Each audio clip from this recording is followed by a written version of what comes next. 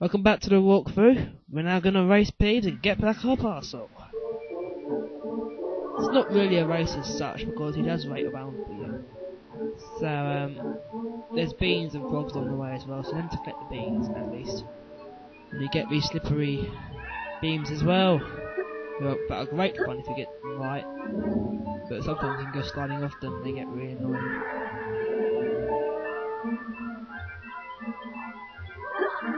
Across to the right. Yes, I think health and safety would have a go at this as well.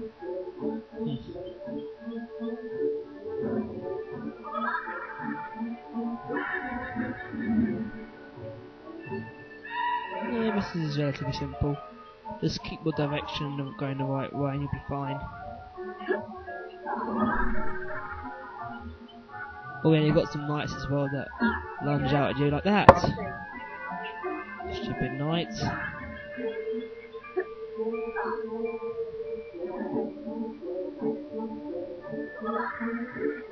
And that part's quite hard to get right if you don't get it right, because I have to like jump down in the right area.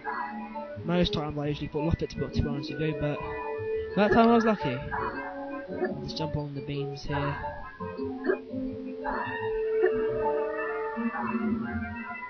If you miss a couple of beans here, don't worry, there's plenty of opportunities to get loads. We have them all over the upper castle and in the forest as well. And if you can that to open it, that gets you 5 points. You won't get that many points in this section, by the way, just so you know.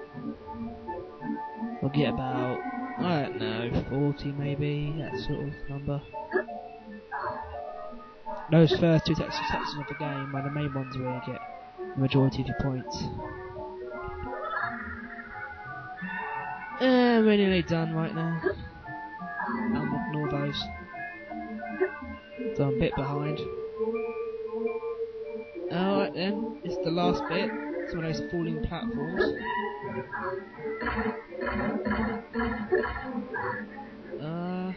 And yeah, I've won! Go me! Yay, that sort of thing. What a cheat! Not fair! He wasn't ready! Oh, didn't. Doesn't want your silly parcel. Take it back! And he gives us back our bouncy parcel. I wonder what it is. Your father left this invisibility cloak in my possession before he died. It is time it would return to you. Use it well. We shall. To activate this cloak, pick up the invisibility tokens. They will only work for a short time, so be careful.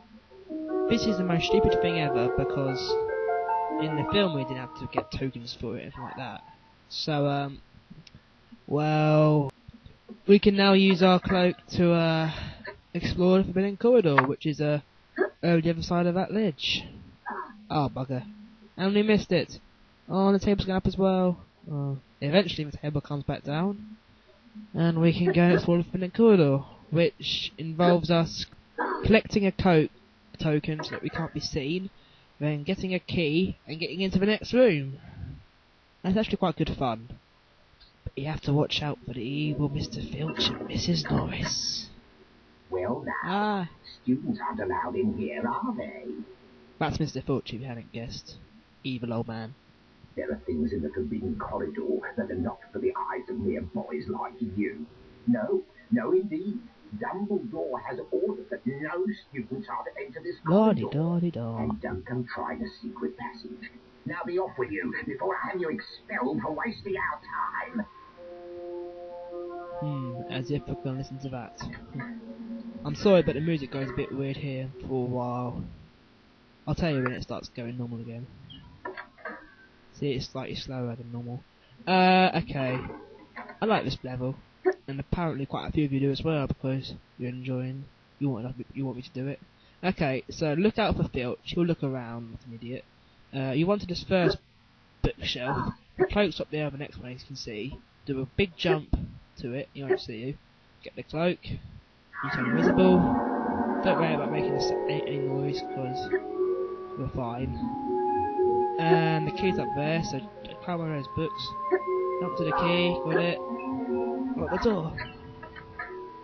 And up here, and he will go through a secret passage that is non-existent and will appear in the next section. These bookshelves in the Forbidden Corridor aren't secret passageways or secret rooms, so don't try using them. And, let's see what's around here. Filch! And Professor Snape! Yes, Mr. Filch, what is it? Professor Snape, you said to alert you if I heard anyone sneaking around in the Forbidden Corridor. Well, Mrs. Norris and I suspect that one of the students may be trying to sneak past us. I see. That's very interesting, Mr. Filch. And I have an idea who it might be. But we have ways of dealing with interlopers. You have my permission to use the harshest measures necessary. There is something very special in the Forbidden Corridor that I've had my eye on for some time. We can't let anyone interfere with my plans. Can we? No, indeed, Professor Snape. Mrs. Norris and I will be extra vigilant, watching out for intruders. See that you do, Mr. Filch. I have something special planned for anyone who tries to defy me. Evil old man. This one is a secret passageway. But surprisingly, when you go through, Snape disappears. And now, thankfully, the music goes back to normal, as you'll see in a minute. So run to here, onto the bookshelf, up to here, and on that walkway up there, Mrs. Norris is walking along, and she takes forever. So 3 hours later, she's walking that way towards the cloak, and you basically got to walk up behind her and get the cloak, which you can't let her see her. So don't walk too fast, and then get too close to her. Okay, so I'm far enough now. Jump to this bookshelf here to get the key, and just run to the next room. And we're on our way. This is going quite well. And he goes into another one of those non-existent secret passageways. And we're now in the next room. Room 3 or 4. I think, yeah, 3 or 4. Okay, so the cloak's up there. So run, jump to it. Have to be really quick this time. Get cloak, and jump down here. Grab the key. Ignore Mrs. Norris, she won't feel you if you go through her. Go onto this ledge, and you want to jump back to where the cloak is. Be really quick here, because you might change back and then you'll be screwed. And run to the door before you change back. Oh god, god, god. Oh, that's close. That really was. And he walks through his passageway for a final time. And here's the last one. It looks hard at sight and scary because they're right there. What you gotta do is just run quickly to this bookshelf, get the cloak on, and get the key from the other bookshelf over here.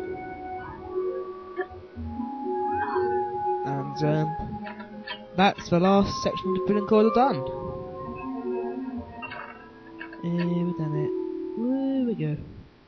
And in here is the last bit of the Forbidden Corridor. Up here is a sign saying danger, do not enter. There's some roaring things. That's Fluffy, as you'll probably know. And in here is the Mirror of Erised. And those of you who know the film will know what's going to happen next. And the book.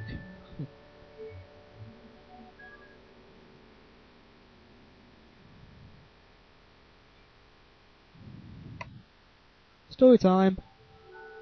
Story number 2.